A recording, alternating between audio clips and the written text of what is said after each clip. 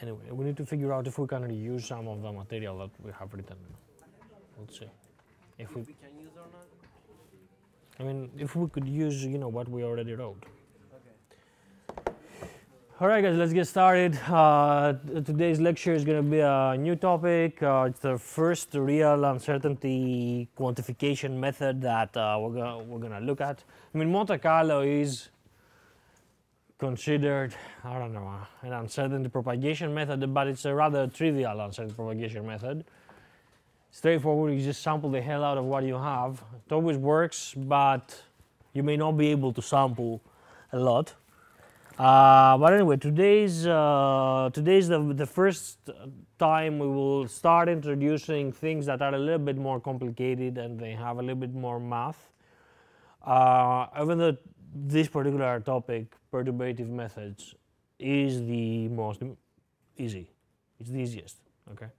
You'll see next time it will become more and more challenging, but it will give you more powerful ways to propagate uncertainties. So,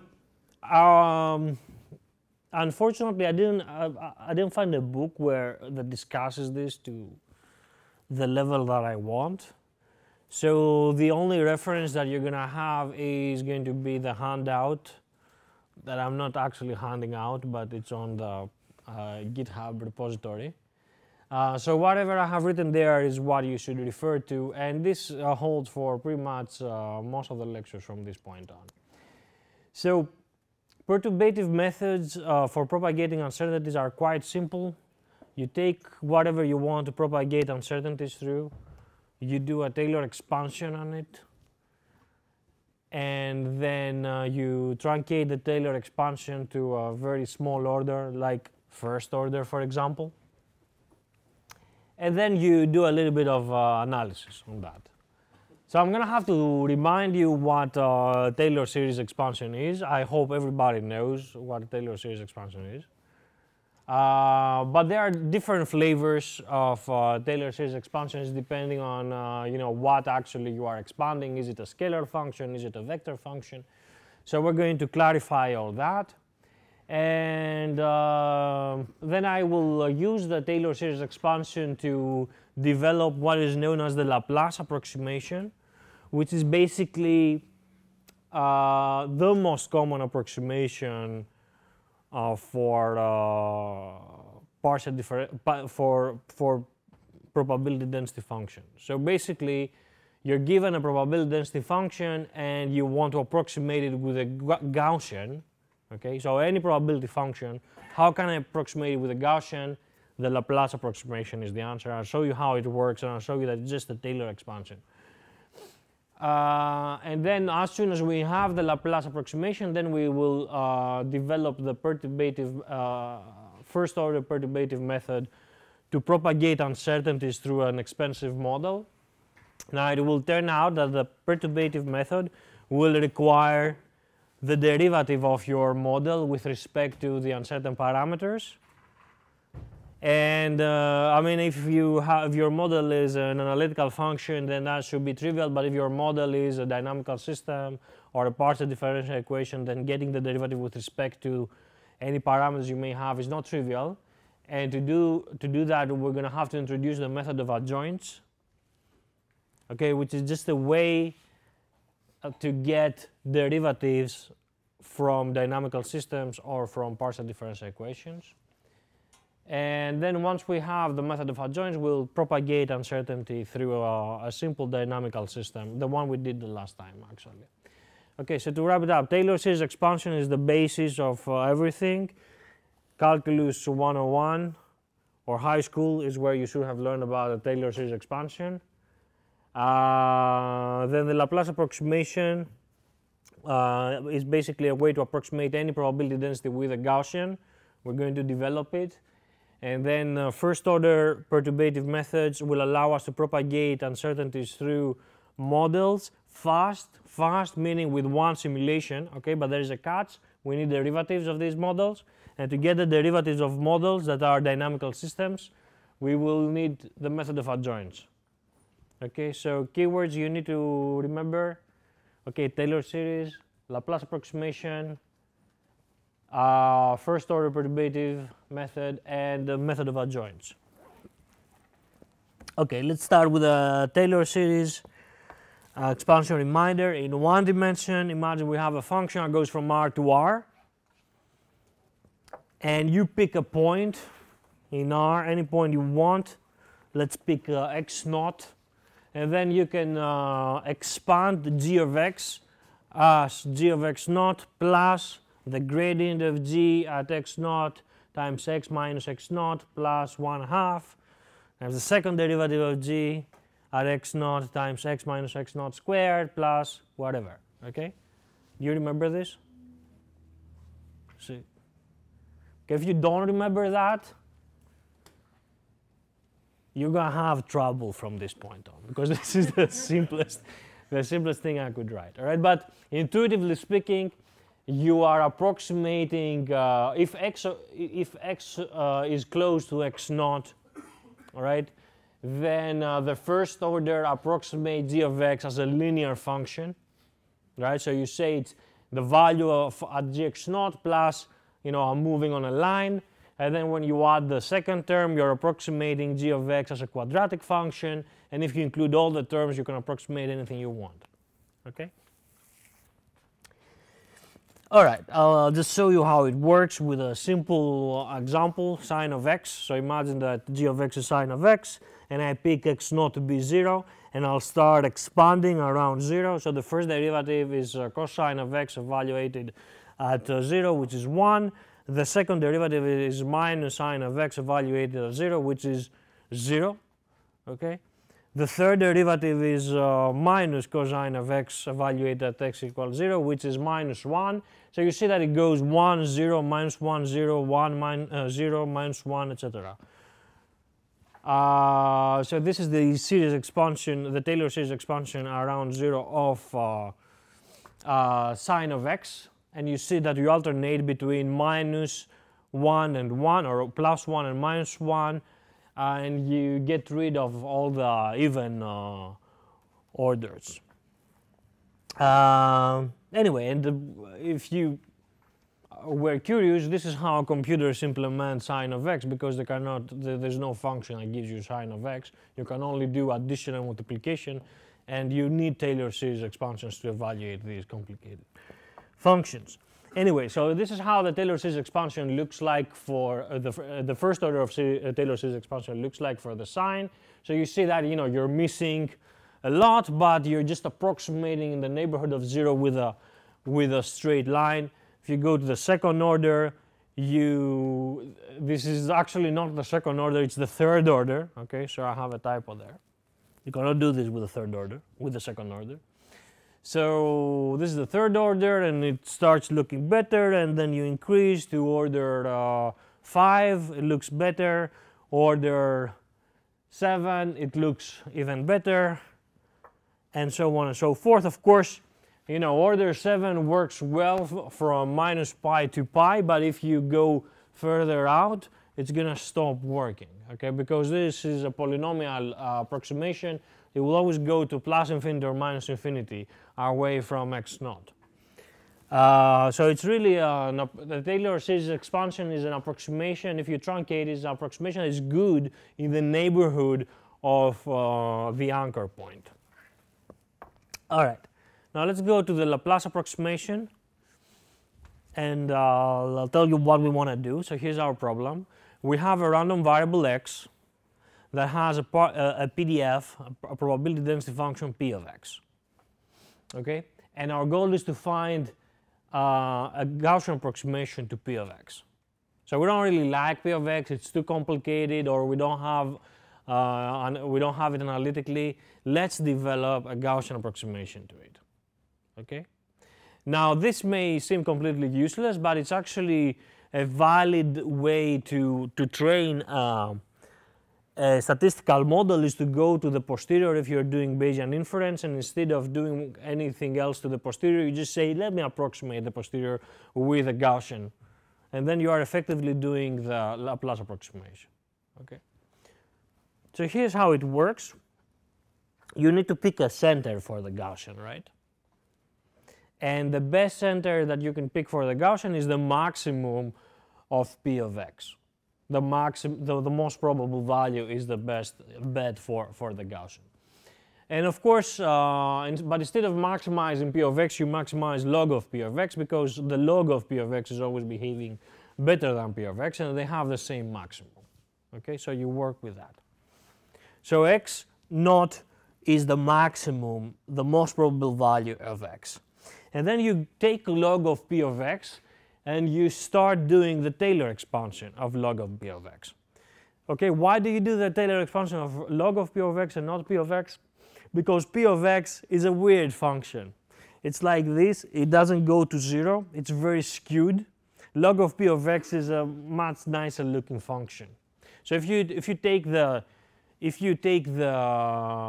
Taylor expansion of P of x, you're going to have to keep a lot of terms because it's weird and you need to capture this skewness.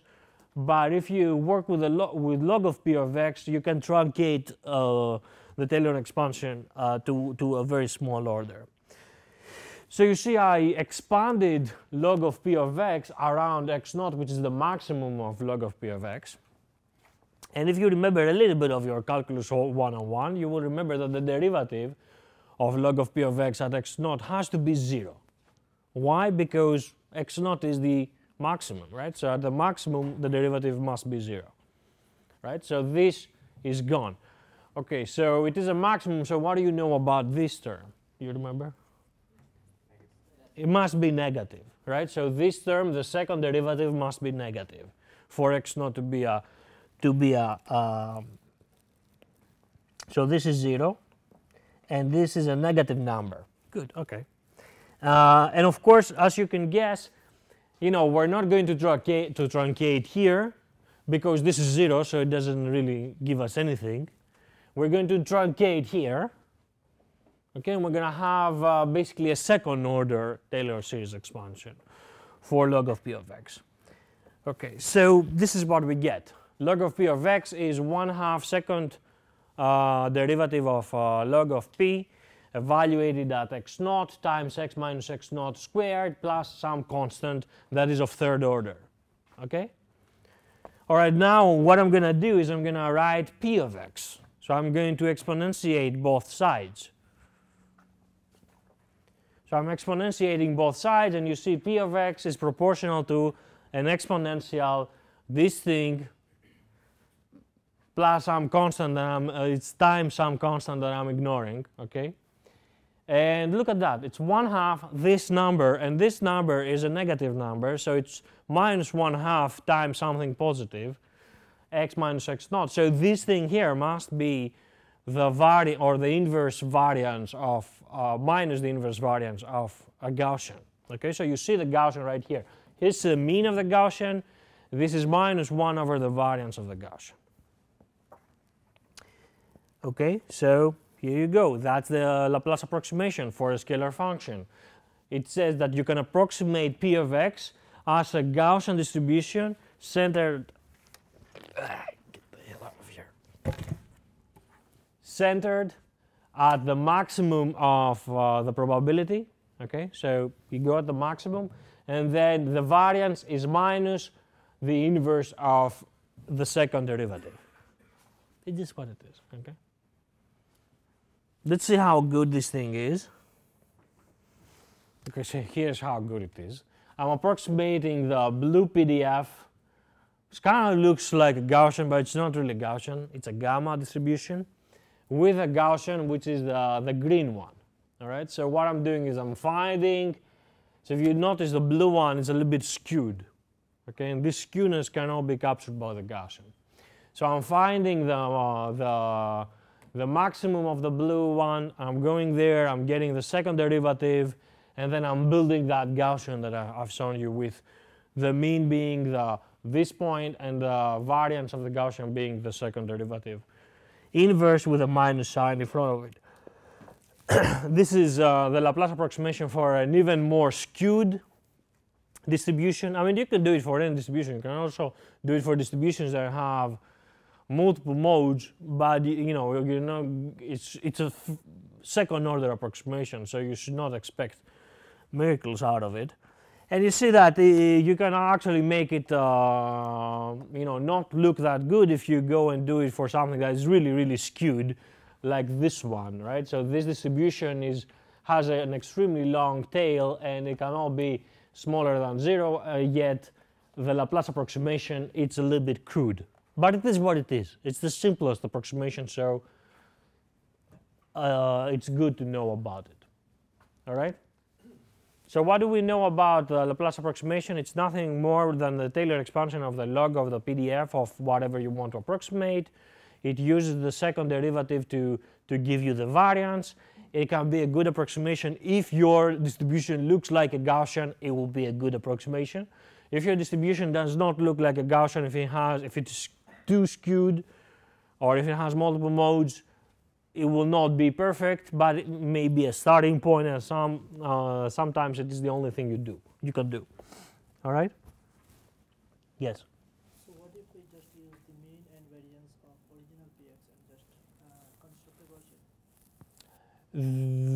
That will give you a different approximation.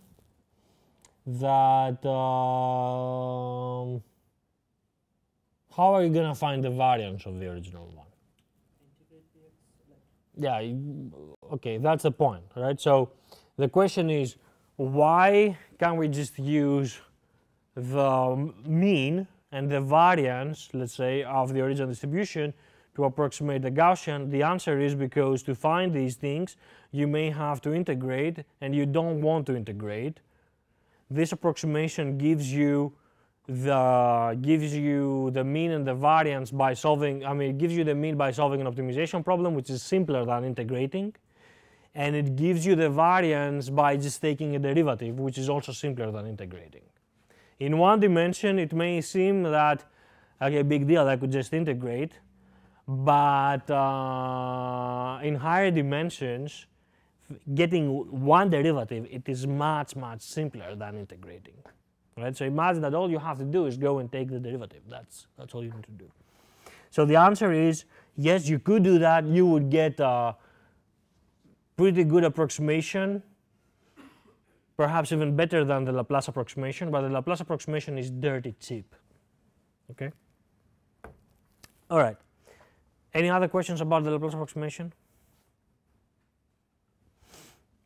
All right, so now let's go and I want to develop the Laplace approximation for random vectors, okay, for things that are x's that are x1, x2, etc. So for that, I'm going to need the Taylor series expansion of a multivariate real function. So the function that I'm considering now goes from Rd to R. It takes a vector and gives you a number. And let's pick a point in Rd, x0, and take the Taylor expansion of G around x0. It will look like that. Okay, it's not a big deal. It's basically just like the 1D one, but you have one component, let's say, for each dimension. It's like that. Okay, so you have here all the first order derivatives times the difference of each component from x0, and 1/2 the Hessian matrix, all the pairwise mixed derivatives xi and xj of the components times this thing, okay, plus third order effects, which you can guess they look exactly like that, but they have 1/3 factorial in front of them. Now that's good, but I would rather write it as a vector equation, okay? So you have the gradient of g at x0 transpose with this vector, so give you a nice scalar number, and then you have 1/2 and the Hessian matrix sandwiched between x minus x0 transpose and x minus x0. So this is the gradient of a scalar function is defined like that. Hope everybody knows what this is. The Hessian is just the matrix of second derivatives. Okay? Any questions about this? Good. All right, so the Laplace approximation for for random vectors. Now let x be a random vector with a known PDF, p of x, and we want to approximate the PDF of x with a multivariate Gaussian. Okay? We're going to use the Taylor series expansion of log of p around x naught, where x naught is again the maximum of the PDF. Okay? So you go ahead and you solve this optimization problem to find the maximum of the PDF. We all know what argmax means.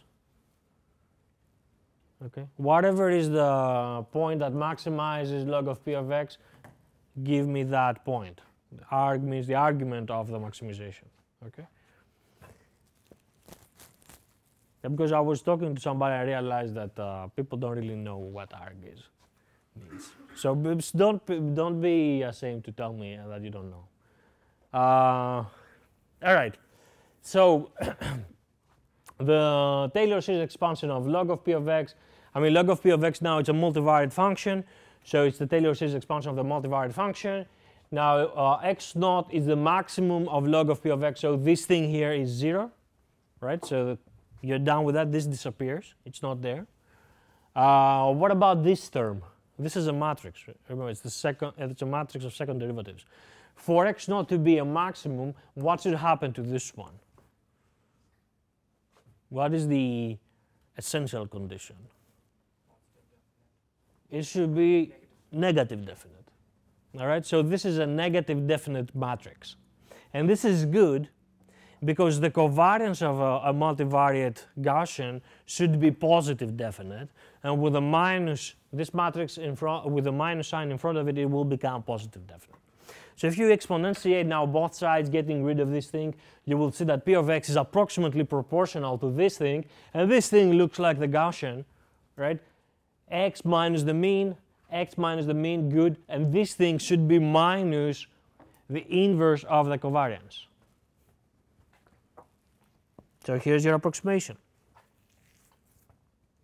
The Laplace approximation for a multivariate, for a random vector goes as follows. You can approximate the PDF as a Gaussian. The mean is the maximum of the PDF, and the covariance matrix is minus the inverse of the matrix of second derivatives of log of p evaluated at x naught. Okay? So you see now that you can take any distribution you like, no matter how complicated it is, and if you can find where the maximum is, and if you can find the second derivatives at that maximum, then you can construct a Gaussian approximation to that distribution.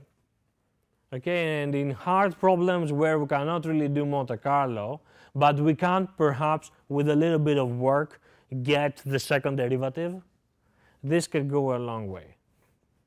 Okay?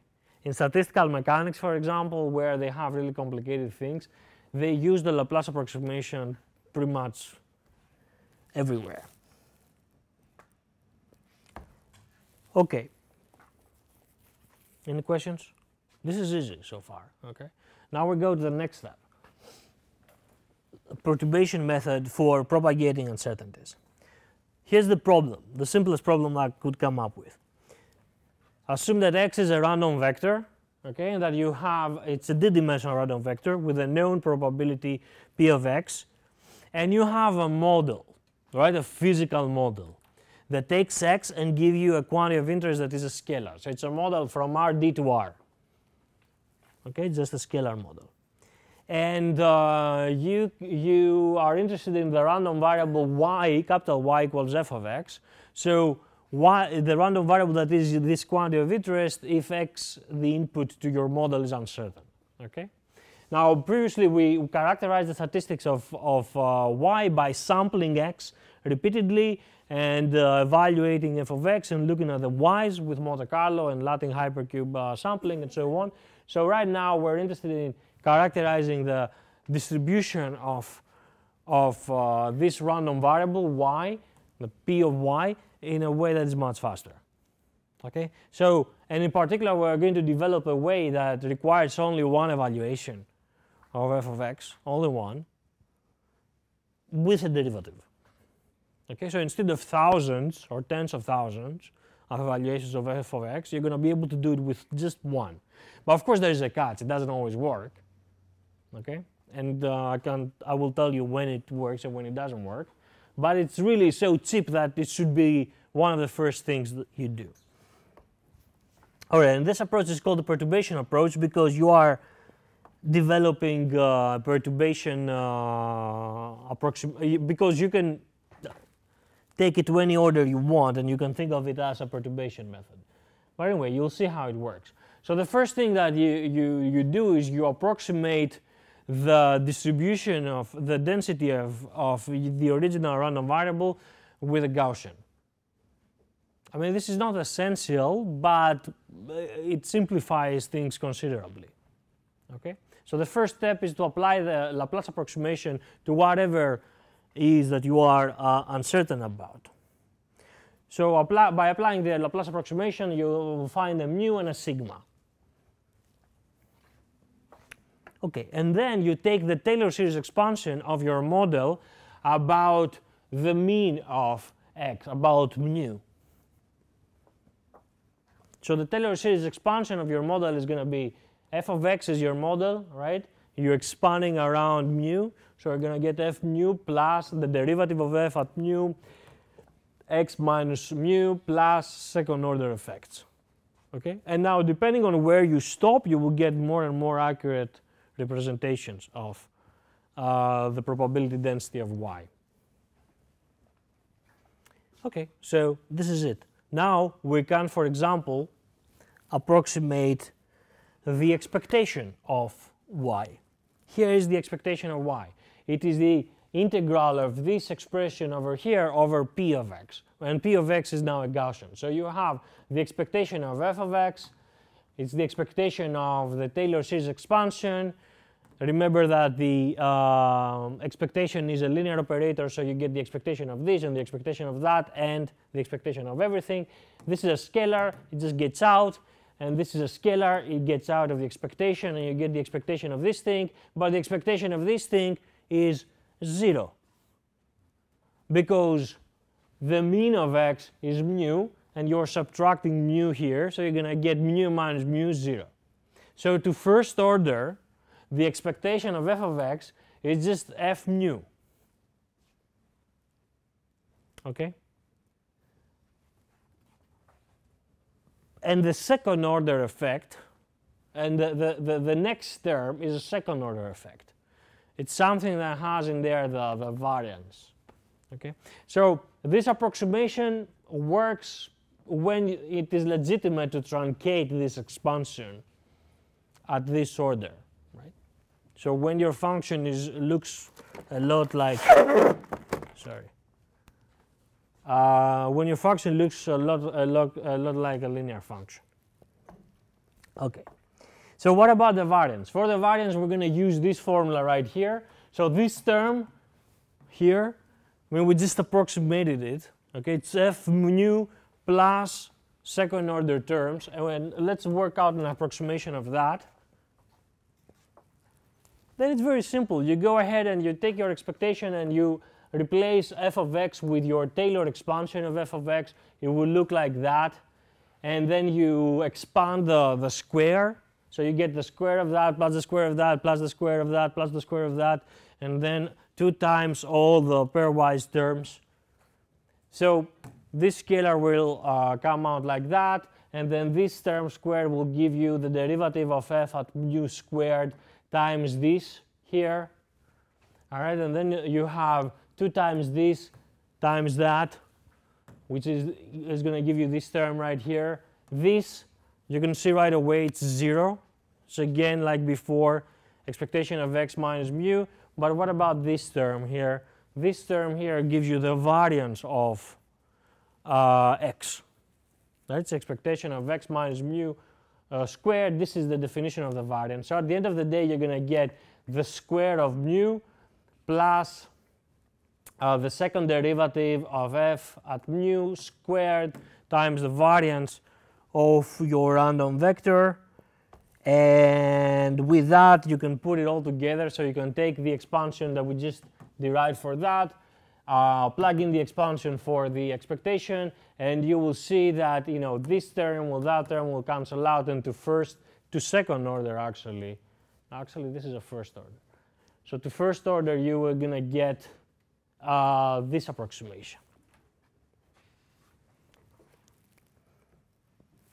So we have shown that you can approximate the expectation of your model by taking your model and evaluating at the maximum of your random variable. But for this to be a valid approximation, your function should look a lot like a linear function, at least in the region of mu. And the variance can be approximated by the derivative of your function at mu squared times sigma squared. This is the crudest approximation you can do. There's nothing cruder than that. Okay, and of course you can start adding terms. The term here the next term you're going to get here is going to be a term multiplied by sigma squared. The next term you're going to get here is a term multiplied by sigma to the 4th power. But they would require the second derivatives to write them down. Okay, that's why I didn't include them. And anyway, with this approximation of the expectation and the variance, then you can approximate the density of y with a Gaussian with this mean and with that variance. All right, because the Gaussian is the distribution of maximum entropy that has this mean and that variance. So you could say, for example, that to first order, that quantity of interest y is distributed according to this Gaussian. Look at the mean, look at the variance. Look how simple it is, right? So it's one evaluation is all you need to do this. You just need to evaluate your model at mu, and you just need to take the first derivative of your model with respect to x. And this works well when the original uncertainty that you have for x is small. Okay? So that sigma needs to be small. If you pick a sigma it's too big and your model starts being nonlinear, then this is garbage. Okay? But you know, if you're lucky enough to have perhaps a very hard problem that you cannot really simulate you know, many times, but your uncertainties are small, then this would work.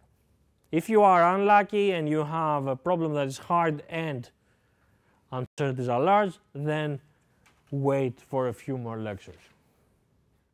Actually, until the end of the semester. Okay, but anyway, let's see what we can do with that with a simple 1D example. So I just pick x to be a normal distribution with mean pi over 2 and this variance 0.1 squared. And I'm not really sure if I made it smaller than that at the end of the day. I don't remember, so don't take this number literally. This is my model, sine of x exponential minus 0.5x. Okay, just to demonstrate what you can do. Of course, you can take the derivative of that at any point you want. So this is now, what is this? The blue thing is, the blue line is the model, okay, f of x, and the green line is the distribution of the input that I have assigned, right? So the green is the probability of x, and the blue line is f of x. Let me just mark it here. Blue is f of x, and green is p of x. So what you want to do is take this p of x and propagate it through the model, right? How does this perturbative method work? So first, you find the maximum or the mean if you want. You do the Laplace approximation to p of x, which of course it's already a Gaussian, so you don't have to do anything. The maximum is there, okay? And then you go ahead and you do what? You go ahead and you take the Taylor expansion of your model around that point, which you can see here that to a very good approximation, it's going to be extremely good. Okay, because it almost looks like a straight line. So it's really a good approximation. And of course here you see that the smaller the variance of your input, the better this approximation will be. But if you start increasing the variance, you cannot take it. You should also consider the higher orders in the expansion of f of x. But anyway, if you do this approximation, this is how it would look like. I mean, it's still not perfect, but it at least captures the shape correctly. Okay, so the blue line here is the first order perturbation approximation to the probability density of y, and the green histogram is basically the histogram of Monte Carlo samples of y. So the histogram of what you would get if you just repeatedly sampled x, passed it through the model, and look at your y. So you see, it's not perfect, even though it looked like the model was not very nonlinear in this region. The approximation is not perfect, but it's good enough if you are an engineer. And here's the approximation at another point. See, at this point. So at this point, it is actually better. Okay, it is better because the linear approximation is better there. And this is another point. And this is the kind of approximation you get at that point. And if you try a really weird point, like, for example, this one over there, why is this weird? It's because the derivative of f with respect to x at that point, at the mark, it's basically very close to 0. So you should really go ahead and take the second order approximation if you want to capture what's going on there. And indeed, it doesn't quite work. The approximation overestimates uncertainty. The truth is the histogram, right? And you see that you get an approximation that has a very big variance. Anyway, this is the perturbative approximation for scalars.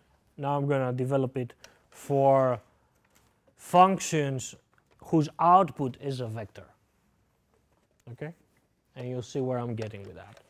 Questions? So in the previous graphs, we have changed the distribution of x in each plot. Yes.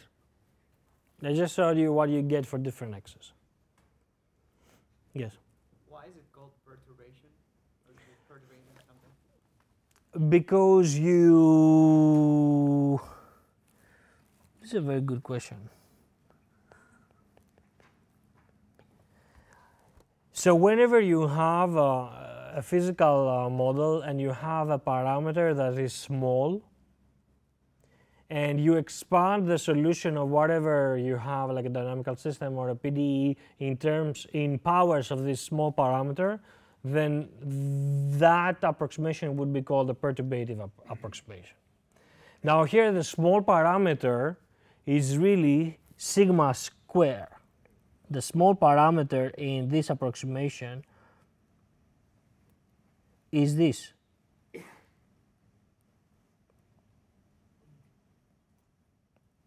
This is the small parameter. So what we developed is basically a perturbative approximation. A perturbative approximation is an approximation in powers of something small. The small quantity here is sigma square, and we just truncated it at the first order. So if you go ahead here and you try to add more terms in this perturbative approximation, then you would get, then you would get something that is a function of sigma to the fourth to the square here, plus something sigma to the fourth. Here you would get something to the fourth, etc. And you can increase the accuracy of that approximation by taking more terms in powers of sigma. Now why the name perturbative? Because that's the name they picked, I guess. I'm going to have to look at a dictionary. Okay? All right. Yes? How we can consider higher order terms? You said that the expected value of x is equal to u and all the higher order terms cancel. No, I didn't say that they all cancel. I say that the first term cancels. Oh. So here, in this approximation, if you truncate your expansion of f here, okay, you just ignore all the other terms. but you could continue. You add one more term there, you get a higher order approximation in everything. Okay, but let's move to the more important stuff. So now I'll show you how you can do a little bit more, solve a more serious problem. So we have now a random vector I just tried before, like before, x, d-dimensional random vector with known probability density. But now we have a model that goes from D to M. So you have M quantities of interest. Okay, more than just a scalar. You have M such quantities of interest. So now your output is itself a random vector. So that y is now a vector. And you want to approximate the probability density of that vector. And what we're going to do is we're going to develop an approximation to the density of y that is a multivariate Gaussian. So as before, we start with the Laplace approximation on x. We take the Taylor expansion of f of x, but remember now that f of x is a vector function. The outputs are vectors. So you need to use here the gradient of f, like this. Okay, so this is now a matrix, actually. It's called the Jacobian times a vector. The Jacobian matrix is just a matrix of all derivatives of all components of f. Are you familiar with Jacobian matrix? You should. Calculus 2, okay? Or 1. If you just had 1, it should be in there somewhere. But anyway, it's the matrix of all derivatives. So the number of rows here is the number of outputs that your model has, and the number of columns is the number of inputs. Okay, and this is the first approximation. The Taylor series expansion of a multi-output function truncated at the first order. And of course here now you can again take the expectation with respect to x and truncate at this term, and you see that only this term will contribute. Here you're going to get 0, and then everything else is going to be a second order effect. And you can also take the covariance of this random vector. Okay, you can take the covariance of this random vector, and what you're going to find, again to first order, is this expression right here, which is the Jacobian matrix. It's basically the covariance of your input sandwiched between the Jacobian matrix. So it is what it is. Don't worry about it. It's going to be a homework problem. You will see why it is like that. Okay. But the characteristic is that it is between the covariance. Okay, so that's your first order perturbative approximation. You can approximate the output of your model, the probability density of your model as a Gaussian, with the mean being the maximum of your input probability density, your model evaluated at the maximum of your input probability density, and the covariance matrix is going to be the covariance matrix of your input sandwiched between the Jacobian matrix evaluated at nu. And you see how simple it is now to propagate uncertainty through a multi-output model. You just have to find wherever the maximum of your input PDF is, evaluate the model there, and find the first derivative and do this matrix multiplication. Okay, and now let's go to dynamical systems. And now it will be a huge leap, right? We went from scalar functions to multi-output functions. Now I'm going to go to dynamical systems. And you see, for scalars, I approximated the probability density of your quantity of interest with a Gaussian. For vector outputs, I approximated your the probability density of your output vector as a multivariate Gaussian. Now for a dynamical system, the quantity of interest is a function of time, and we're going to approximate it with a Gaussian process. You see how it looks like. So now, x, again, a random vector just like before. You have a dynamical system. dy dt equals g of yx. Y could be multidimensional, that's fine. This is differential equation with initial conditions, y naught equals y naught of x. And now this dynamical system, if x is random, defines stochastic process. You can think of this stochastic process like that. It's a capital Y of t, where it's basically the solution of this initial value problem or of this dynamical system with a random x in there. Okay, so what gives rise to randomness is that x. Okay, so this is the stochastic process in time. And what we're going to do now is we're going to approximate this stochastic process with a Gaussian process. So we're going to find a suitable mean function of time and a suitable covariance function written with time as the input that approximates this the best. Stay with me, please. Here's how we go. Again, Laplace approximation on x. Okay? Then you take the solution of your dynamical system and you take the Taylor expansion. Okay, so you think now of the solution of your dynamical system, you think of it as a function of x. Okay, but it is a function of x at different times. So at each time you can go at each time and take the Taylor expansion at each time. Right? So you can use the first order perturbative approach for the response of your dynamical system at each time. And if you do the mean, how can you approximate the mean at time t? Well, you can think of this thing here as your model, okay, just parameterized by t. Take the Taylor expansion of this model, truncate to first order, you're going to get this.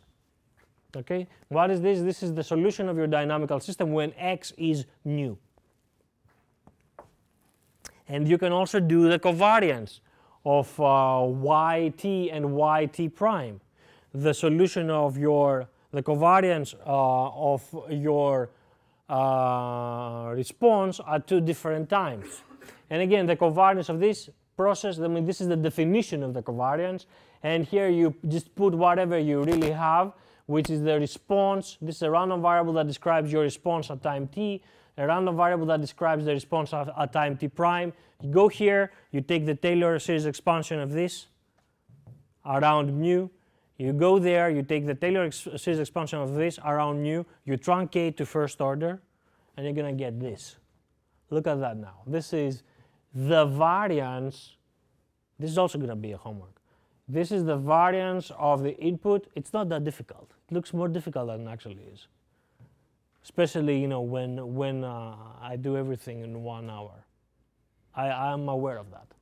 But, let's see the highlights. So the variance here in the middle is basically the variance of your input. And then this is sandwiched between the Jacobian matrix of your response at time t times the Jacobian matrix of your response at time t prime. So all these are things that you can easily calculate, but it is a little bit trickier how to get this. So look at this term. What is this term? This is the derivative of the response of the dynamical system with respect to the parameters that are random. Okay? This is what it is. It's the derivative of the response, the solution of the dynamical system with respect to the parameters that are random evaluated at mu. It is just a derivative, and we just need to find it. Okay? And we find it with the method of adjoints. So here's how the method of adjoints works. First, the problem. You have a dynamical system and you want to find the derivative of the response of the dynamical system with respect to x. By the way, this is the only way I know that you can, this concerns at least 2 or 3 people in this room, in addition to my students who should just know about this stuff. This is the only way I know that you can propagate uncertainties through the Newton transport equations. The only viable approach that I have found is an approach based on first order perturbations using the adjoint method to get the derivatives. Everyone else who does propagation of uncertainties through either an ODE or a PDE, this is also a viable approach, but you need to meditate a little bit on it. All right, so I think I should just move directly to the solution, and I will educate you on that with a homework problem, I promise. Okay. But I'll just show you very quickly. So what is the idea? The idea is to start with your dynamical system and then derive a set of equations, a set of differential equations that the derivative must satisfy. Okay, so you have your original differential equation, and then you add a bunch of differential equations that the derivative with respect to the parameters must satisfy, and this set of equations is called the adjoint differential equation or the adjoint dynamical system, and you just need to solve them simultaneously. Okay, this is how you do it. And you can also do that for dynamical systems. You can do this for partial differential equations. And it's very, very simple. All you have to do is ask, you take the derivative right there. Here's the derivative with respect to one of the parameters.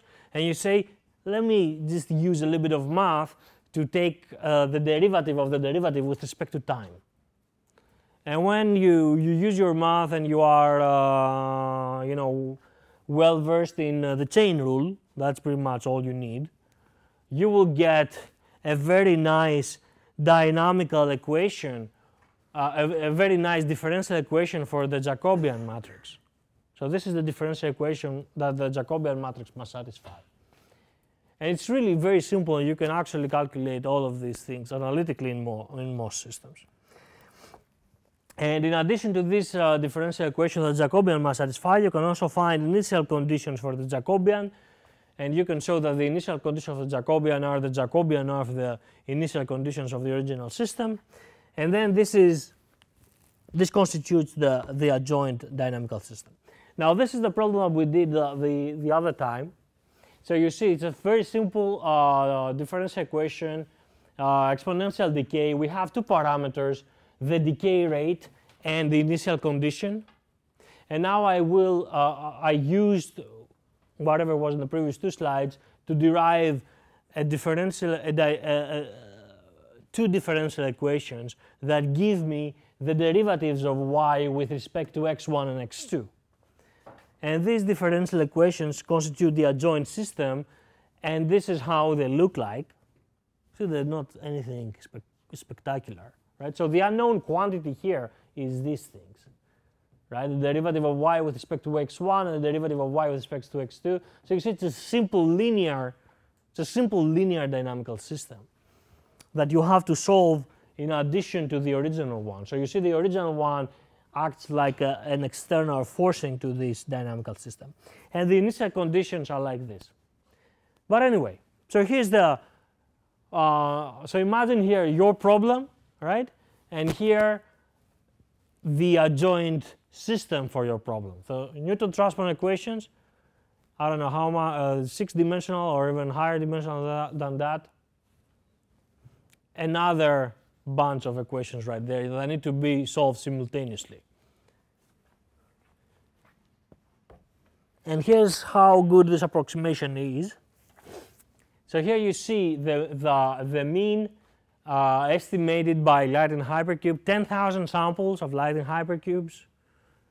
And I compare that to the mean you get with a perturbative approach, which is just one simulation. Okay, this is just one simulation. And the green line is the variance with 10,000 Latin hypercube samples, and the dashed line is the variance with one simulation, but solving also the adjoint system to get the derivatives. Okay.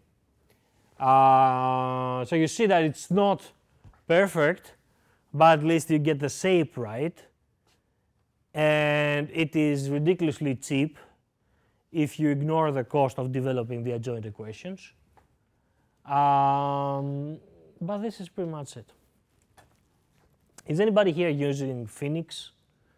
Have you heard of Phoenix? Anybody using finite elements, finite volumes? Okay, you, good. So, do you know Phoenix, which is a finite element package for solving for Python? Phoenix. So, Phoenix is a finite element package that allows you to define the weak form of your PDE, and it creates a finite element solver for you, and it can give you for free the adjoint solution. For free. You don't have to do anything. You just tell it, give me the adjoint. Okay? You could implement Newton transfer equation in Phoenix, and you would get the adjoint automatically. Okay. But of course, this is just the variance and the mean of the Gaussian process. You can actually, get predictive 95% predictive intervals for this. And because we have approximated the response is a stochastic process, which we have approximated as a Gaussian process, we can actually take samples of it. It's a Gaussian process. We have the covariance matrix. We have estimated it using perturbative approach. So we can sample from it. The samples look like that, and they look hopefully like they look just like the original samples if you don't pay too much attention to it. All right. Anyway, I realized this was a lot, but it is what it is. I'm sorry. Okay, it is that hard. Next time we'll talk about what have we seen? How to propagate uncertainties by sampling. Fine. 10,000 samples. Can you afford it? You can do it. Okay, no problem. What if you cannot afford it? Then you need to do math. This is the only way you can solve a problem. If it is very hard, it's to sit down and do some math. You show a method that does one sample and give you an estimate of the uncertainty. Okay? Now, next time we're going to talk about methodologies that you can use for propagating uncertainties that extend this. Okay, so that you should use when you cannot really truncate these functions at the Taylor series expansion at the first order, but you have to retain more terms. We'll start looking at methodologies that look like that. Now, may look like I'm going too fast. I can see it in your faces. You get over it, okay? You get over it. So let's go with, let's start with the handout. Hopefully you will be able to understand a few things from the handout. Okay, so on the handout you will see how these approximations are implemented. I think number 15, right? Yes, it's handout number 15.